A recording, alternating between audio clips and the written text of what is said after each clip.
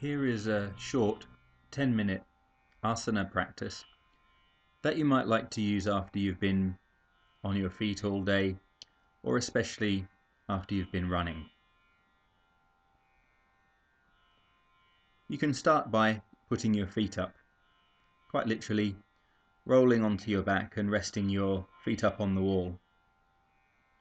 My legs here are resting on the radiator, but it's not too important as long as you're comfortable, so that you can hold this posture for a minute or two, breathing comfortably and enjoying the feeling of the blood running down out of your legs, relieving them. This also serves to give the hamstrings a mild stretch. The closer you sit to the skirting board, the closer you are to the wall, the stronger the stretch will be for your hamstrings. So if you find that the back of your pelvis is off the floor, you can either move away from the floor a little bit, or you can place a cushion underneath the back of your pelvis.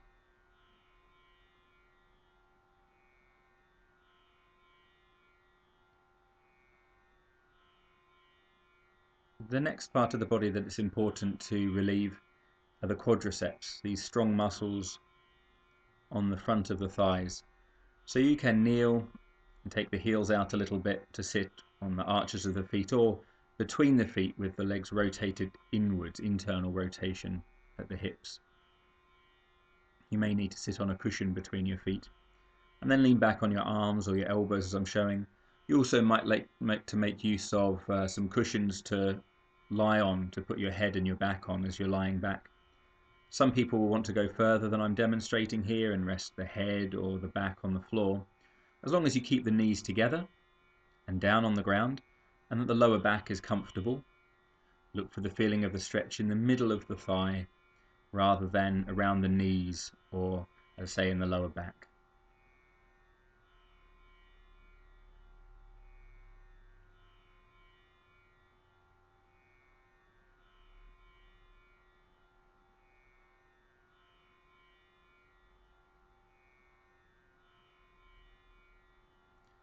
Come back up out of the pose the same way that you got into it, and then place your hands spreading your fingers slightly. Move up into a plank like the top of a push-up, and then bring your right shin forwards. Lead with the foot to move the foot towards the opposite wrist, and then the knee down by the same side wrist.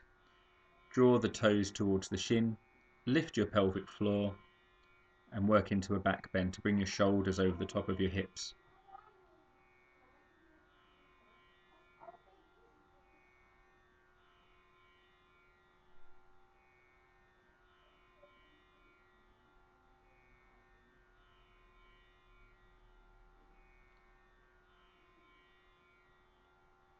You're getting here a stretch up the iliotibial band, which runs up the outer edge of the right thigh, and into the gluteus medius just behind the right hip. You can increase the stretch as I'm showing here by bending the back knee. Only do this if the weight on the back leg's above the knee, i.e. in the thigh, and then you can bend the knee to take hold of the ankle or the shin to stretch the quadriceps again. When you release the posture, come into mountain pose, similar to downwards facing dog, but with a less emphasis on the almost concave of the back, and lift up your right leg. You'll see here that differently from the practice of downwards facing dog with one leg lifted, you can see that the lifted leg is not necessarily completely straight, but that the standing leg is straight. This again gives a nice stretch down the back of the left leg, but the main reason for lifting up your right leg here is to strengthen the glutes, your main accelerators when you're running. At the same time, you're strengthening your arms and your shoulders, and this is good to balance the body after the workout of a run. Practicing to the second side, notice that you lead with the foot, bring the foot forwards first. You'll find that you get your shin a lot further forwards that way. You can't see it, of course, but I'm lifting the pelvic floor the whole time that I'm holding this posture, the whole time I'm holding the back bend. By practicing the back bend, you're bringing your shoulders up over the top of the pelvis, and that will provide some downwards force. We shouldn't be hanging off the hips at any point or bullying the body in any way. It's absolutely fine to put blocks or some other form of elevation beside your body to put your hands on if your hands don't quite meet the floor. Some people even put a bolster or a rolled up blanket underneath their pelvis so that they're sitting on something.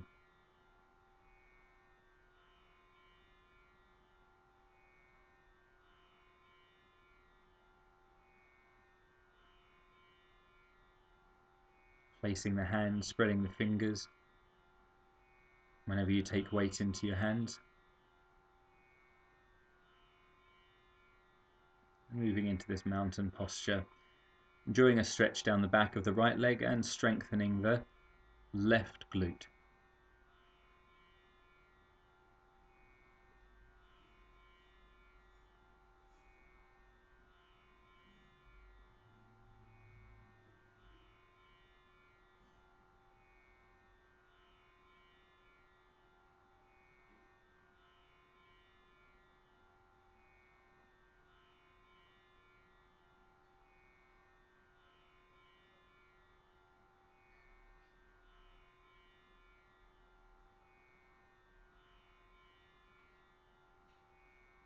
After you've practiced pigeon and this version of the mountain pose with one leg lifted, then you can rest down on your front.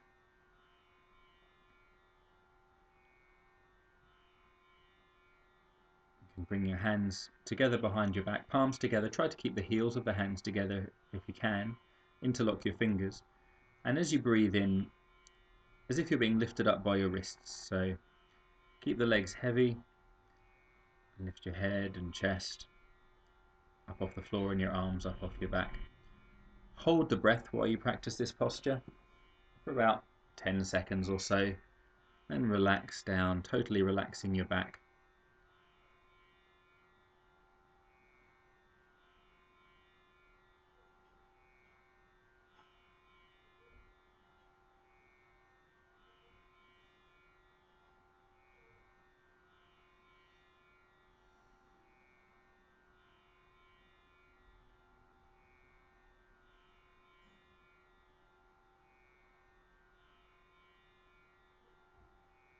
Practicing again for the same length of time, and when you relax back to the ground this time, turn your head the other way so that your neck and shoulders get a mild stretch and release as you practice.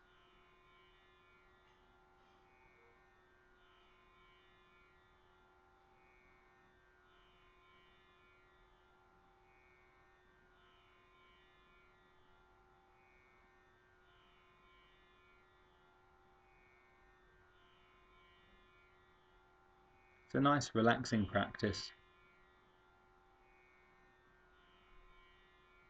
designed to restore your energy and release tension from the main muscle groups that can become stressed when you run. Finally, lying on your back. If your lower back is off the ground when you lie on your back, you're either welcome to bend your legs and rest the knees against each other, or put some cushions or a bolster underneath your knees so that your lower back can rest comfortably on the floor. Your aim here is to lie completely still. No movement even in your jaw or your eyes. Even working towards a state where it's like being in deep sleep, except that you're aware and conscious. It's in that state that the body produces the human growth hormone that will repair and restore your nervous system. It's a very helpful state to be able to move into consciously. But it's nice to have a relax afterwards as well. So I hope you found this series of yoga postures helpful. If you have any questions,